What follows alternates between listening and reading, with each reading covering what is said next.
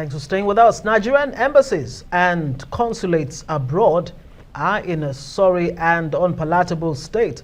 Well, that's according to a report by the National Association of Seadogs. Lack of funds, corruption, and recruitment of unqualified staff were some of the factors responsible for the state of Nigerian embassies abroad. Well, the report recommends the establishment of a special trust fund for acquisition, equipment, and maintenance of Nigerian embassies and consulates. It also called on the Foreign Affairs Ministry to develop an employment policy that targets more Nigerians already living in the receiving countries. That we have announced today includes things that we identified, which are the challenges, which is funding.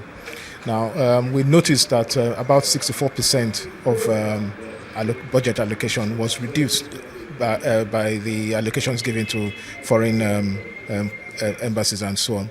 And we feel that we need to boost that up, and this is part of our recommendation as well, to allow more funding to be given out to the embassies so they can pay their staff and also improve on the infrastructure. As a way of improving communication, the Ministry of Foreign Affairs should create effective information technology system capable of supporting automated feedback on embassy and consulate websites, social media handles, and telephone lines. Well, joining us from his base in Atlanta, the United States, to take a look at this study is S.A. Folami. Folami is the coordinator of research for the National Association of Seadogs. Thank you so much for joining us on Newsnight.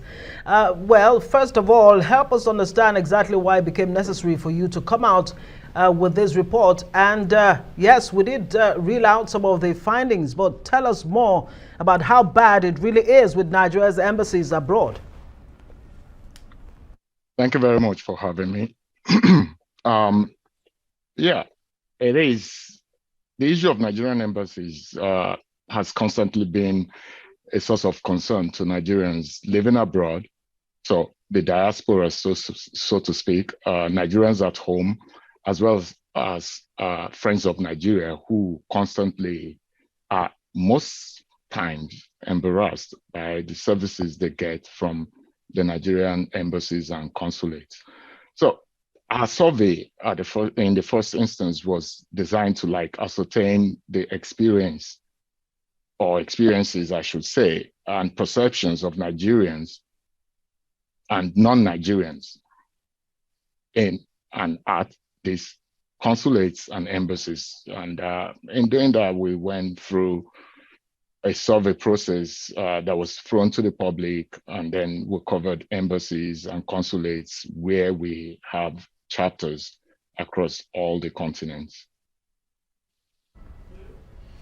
Well, at the end of the day, Essay, it's a good thing that you're not just seeking out the problems, you're also preferring solutions. But I want to stay a little bit with the problems. Top of the list of what was actually identified from this your report is the lack of funding to be the #1 issue with our embassies abroad. What would you say is the reason responsible for this? Is it lack of adequate budgetary provisions, or is it the fact that our embassies, like some might even suggest, are too many, where in some instances, for some countries, we might not even need an ambassador or an embassy, but instead looking in the direction of a charge d'affaires?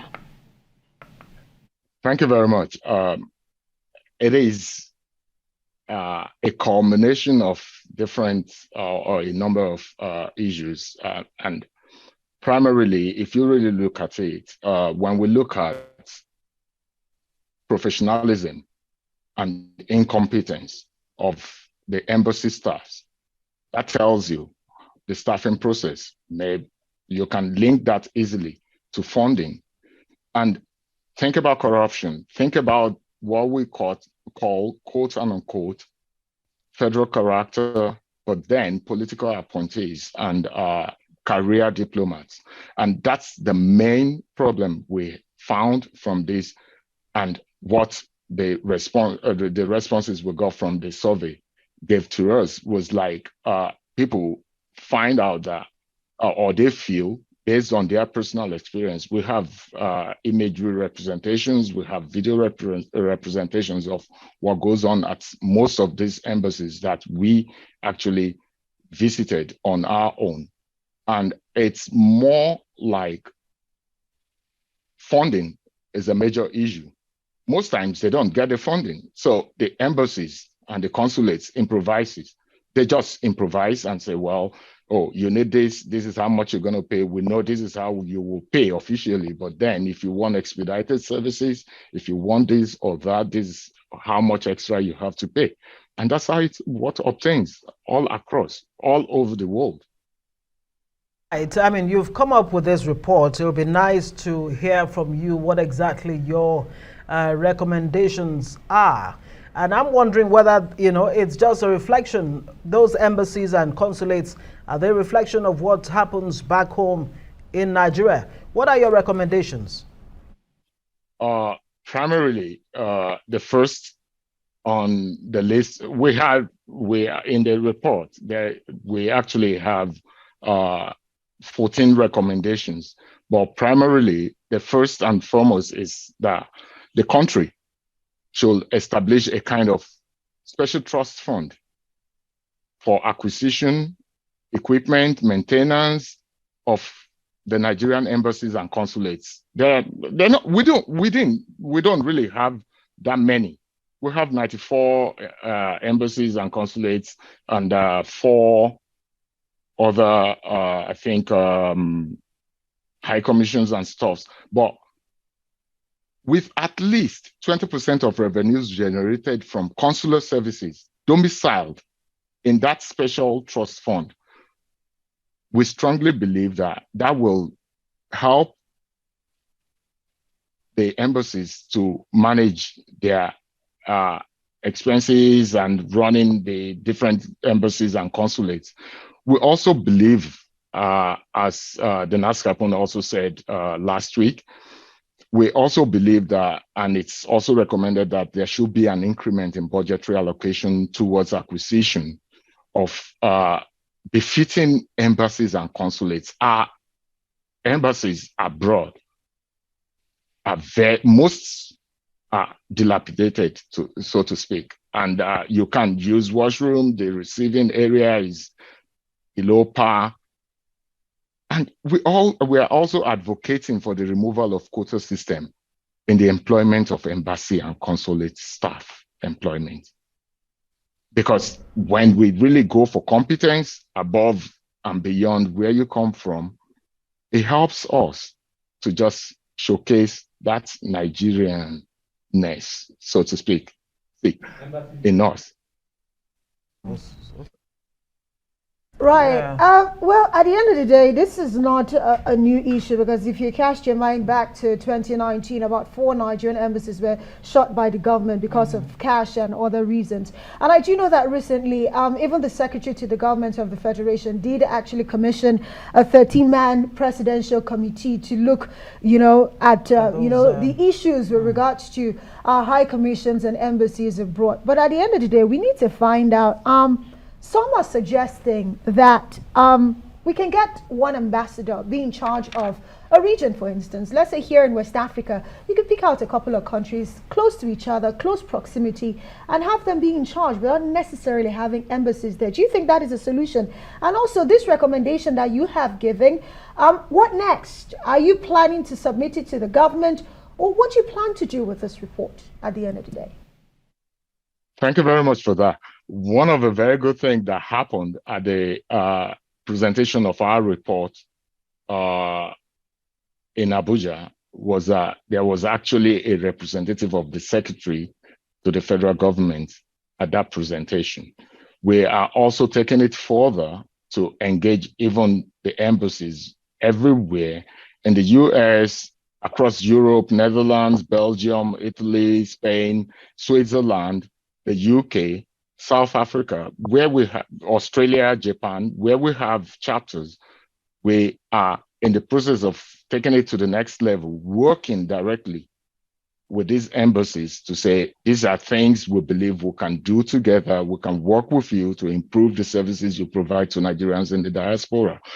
But above and beyond all of that, the most, we believe that, and I speak for my organization in this regards, we believe that the most important thing is the commitment to the Nigerian, first and foremost.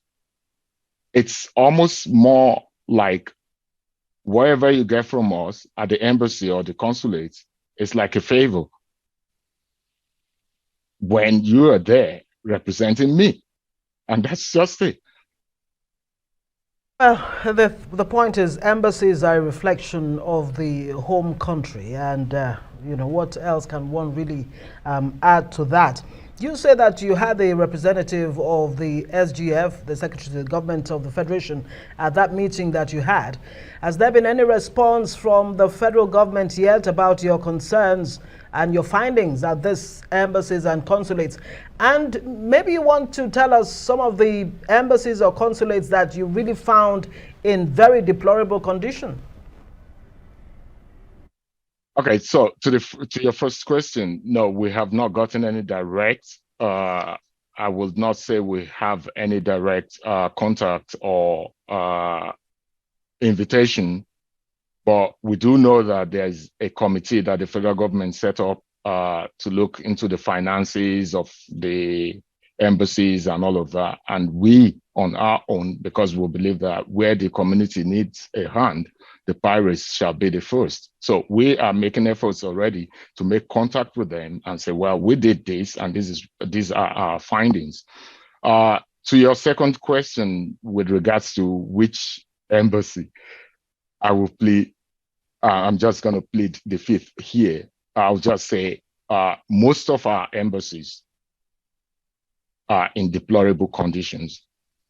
And I give it to some of the the staff at the embassies. Some of them do go beyond and above the call of duty. They try to be nice. They try to be responsive and pay attention to the pains of Nigerians. But you always get them at the end of the day throwing up their hands in the air. I can't do more than this. It's just what we have to deal with. And that also brings pain to the Nigerian, seeing that there's another Nigerian here who is working at the embassy, wanting to help me get whatever I want to do, but being kind of handicapped by the system, corruption, so to speak. Right. Well, as I said earlier, sometimes it seems like we're taking what happens here at home abroad. Well, we'll have to say thank you so much to you, S.A. Fulami. He is, of course, the coordinator for research for the National Association of Seadogs. Many thanks for joining us, and of course, thank you for that report, which hopefully will be put to good use. Will make a difference. Yeah.